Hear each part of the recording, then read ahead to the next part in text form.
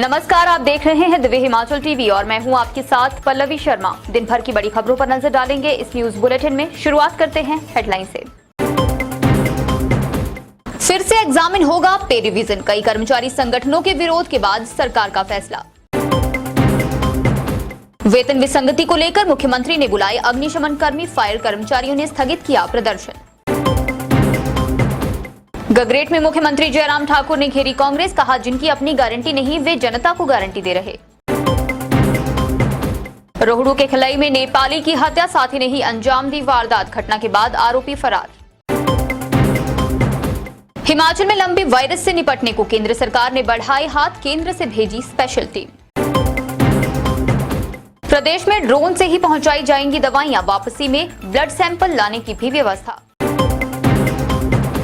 युवाओं ने दी JEE civil की लिखित परीक्षा, 11 पदों के लिए प्रदेश भर के 5,688 अभ्यर्थियों को जारी किए गए थे कॉल लेटर।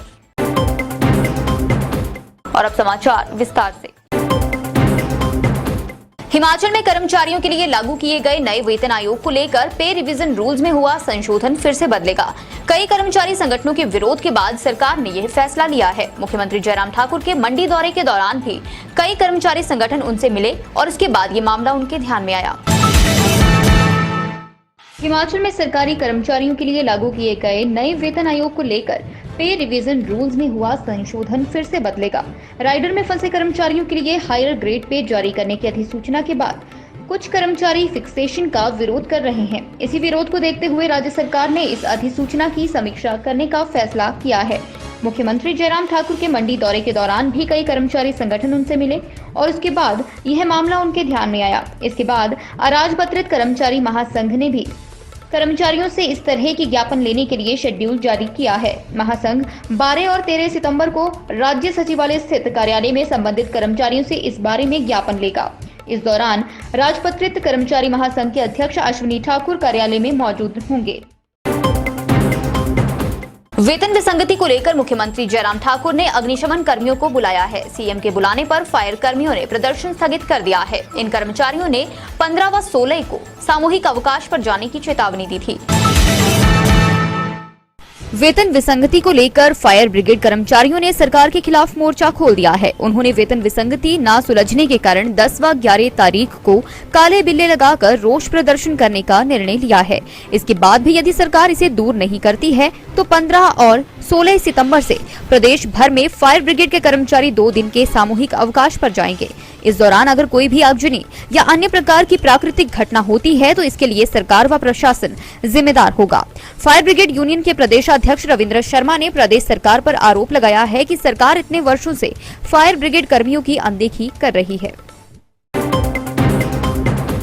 गगरेट में आजादी के अमृत महोत्सव के तहत आयोजित प्रगतिशील हिमाचल कार्यक्रम में मुख्यमंत्री जयराम ठाकुर ने कांग्रेस पर जमकर निशाना साधा।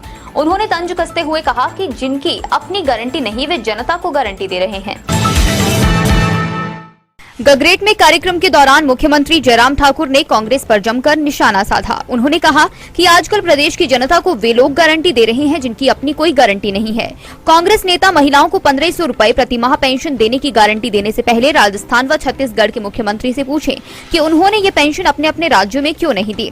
मुख्यमंत्री ने कांग्रेस को आंकड़ों के साथ बहस की चुनौती देते हुए कहा कि कांग्रेस के कार्यकाल में सामाजिक सुरक्षा पेंशन पर महज 400 करोड़ रुपए खर्च किए जाते थे, लेकिन उनकी सरकार ने इस पर 1300 करोड़ खर्च किए हैं। वहीं सीएम ने गगरेट की आर्मी ग्राउंड की 4 दीवारी के लिए 40 लाख, ब्रह्मपुर में सैनिक कैंटीन व पॉलीक्लिनिक के लिए भूमि हस्तांतरण प्रक्रिया को जल्द पूरा करने का आश्वासन दिया। शिमला के रोहड़ू में एक नेपाली की हत्या का मामला सामने आया है। यह हत्या उसके साथी ने ही की है। घटना को अंजाम देने के बाद आरोपी फरार हो गया है। पुलिस आरोपी की तलाश में जुटी है। रोहड़ू के खदराला पुलिस चौकी में एक नेपाली मूल के व्यक्ति की हत्या का मामला दर्ज हुआ है। नेपाली की हत्या उसके साथ रह रहे दूसरे साथी ने ही की है। इस हत्या के आरोप में उसके साथ ही रह रहे अन्य साथी अर्जुन पर धारा 302 का मामला दर्ज किया गया है। जानकारी के अनुसार बागवान कृष्णा चंद गांव खलई ने बताया, पहले नेपाली भावीलाल और उसका परिवार उनके साथ रहता था। 15 या 20 दिन पहले ही भावीलाल के पास अर्जुन और नवीन भी नेपाल से आकर रह रहे थे। 8 सितंबर को कमरे में भावीलाल नहीं था। इस बीच नेपाली अर्जुन ने भावीलाल की बेटी सरिता को फोन किया और बताया कि उसके बाप को जान से मार दिया है। जिसकी लाश जंगल में पड़ी है। वहीं डीएसपी रोहड़ू चमन लाल ने बताया, फोरेंसिक टीम पहुंच रही है, फरार नेपाली की तलाश की जा रही है। हिमाचल प्रदेश में पशुओं में फैली लंपी वायरस को लेकर केंद्र सरकार ने प्रदेश सरकार की मदद के लिए हाथ बढ़ाए हैं। भाजपा राष्ट्रीय अध्यक्ष जेपी नड्डा ने सूचना मिलते ही केंद्रीय पशुपालन मंत्री से बात करके एक टीम राज्य में भेजने के आदेश दिए हैं। हिमाचल प्रदेश में पशुओं में फैले लंपी वायरस की रोकथाम के लिए केंद्र ने प्रदेश सरकार की मदद के लिए हाथ आगे बढ़ाए हैं। भाजपा के राष्ट्रीय अध्यक्ष एवं राज्यसभा सांसद जगत प्रकाश नड्डा के हस्तक्षेप के बाद केंद्रीय पशुपालन राज्य मंत्री संजीव कुमार बाइलन ने केंद्रीय टीम को प्रदेश के दौरे पर भेजने का निर्णय लिया है। भाजपा की प्रदेश कार्यकारिणी के सदस्य स्वदेश ठाकुर ने बताया कि जैसे ही भाजपा राष्ट्रीय अध्यक्ष जगत प्रकाश नड्डा को प्रदेश में तेजी से फैल रहे लंपी वायरस के बारे में जानकारी मिली, उन्होंने तुरंत केंद्रीय पशुपालन राज्य मंत्री संजीव कुमार बाइलन से इस बारे में बात की। इस पर केंद्रीय राज्य मंत्री ने तुरंत संज्ञान लेते हुए इस बीमारी की रोकथाम के लिए पशु विशेषज्ञों की केंद्रीय टीम को बुलाकर बिलासपुर में भेजने का निर्णय लिया है। यह टीम सोमवार को सबसे पहले जिला प्रशासनिक अधिकारियों से प्रभावित क्षेत्रों की जानकारी लेगी। हिमाचल प्रदेश में अब ड्रोन दवाइयों की सप्लाई करेगा। इसके लिए स्वास्थ्य विभाग ने सूचना एवं प्रौद्योगिकी विभाग को इस पर काम शुरू करने को कह दिया है। ड्रोन मरीजों को दवाइयां देने के साथ उनके ब्लड सैंपल भी जांच के लिए वापसी में लाएगा। प्रदेश में ड्रोन के माध्यम से दवाइयां पहुंचाने के लिए 3 जगहों का चयन किया गया है। इन जगहों में मंडी का जंजैहली, गाड़ागुशैनी और बालाचौकी एरिया शामिल है, जहां पर जल्द ड्रोन से दवाइयां पहुंचाई जाएंगी। स्वास्थ्य विभाग ने सूचना एवं प्रौद्योगिकी विभाग को ड्रोन के माध्यम से दवाइयां पहुंचाने का काम शुरू करने को कह दिया है। आईटी विभाग ने भी अपनी तैयारियां लगभग पूरी कर दी हैं और जल्द ही इस पर काम शुरू कर दिया जाएगा। ड्रोन में एक समय में करीब 5 किलो तक सामान को आसानी से ले जाया जा सकता है। ड्रोन से संबंधित क्षेत्रों में सीएचसी तक दवाइयों को पहुंचाया जाएगा। बाद में यहां पर तैनात स्वास्थ्य कर्मी लोगों को दवाइयां उपलब्ध करवाएंगे। दवाइयां ले जाने के बाद ड्रोन में वापसी में ब्लड सैंपल को जांच के लिए लाया जाएगा। सूचना एवं प्रौद्योगिकी विभाग के निदेशक मुकेश रेपस्वाल ने बताया कि जंजैहली, बालीचौकी, गाड़ागुशैनी में जल्द ड्रोन से दवाइयां पहुंचाने का काम शुरू किया जा रहा है। प्रदेश में आज अभ्यर्थियों ने junior engineer civil post code 970 की लिखित परीक्षा दी। हिमाचल प्रदेश कर्मचारी चयन आयोग हमीरपुर द्वारा आयोजित इस परीक्षा में 11 पदों के लिए प्रदेश भर के 5,688 अभ्यर्थियों को कॉल लेटर जारी किए गए थे।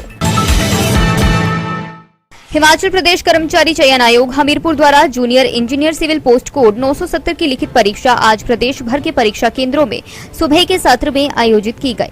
11 पदों को भरने के लिए प्रदेश भर के 5,688 अभ्यर्थियों को लिखित परीक्षा के लिए कॉल लेटर जारी किए गए थे। यह परीक्षा सुबह 10 बजे से लेकर 12 बजे तक आयोजित की गई। अगर हमीरपुर जिला मुख्यालय की बात करें तो यहाँ पर स्थित राजकीय वरिष्ठ माध्यमिक पाठशाला बाल हमीरपुर में जेई सिविल की लिखित परीक्षा में 75% युवाओं ने भाग लिया, जबकि 25% युवा परीक्षा से अनुपस्थित पाए गए।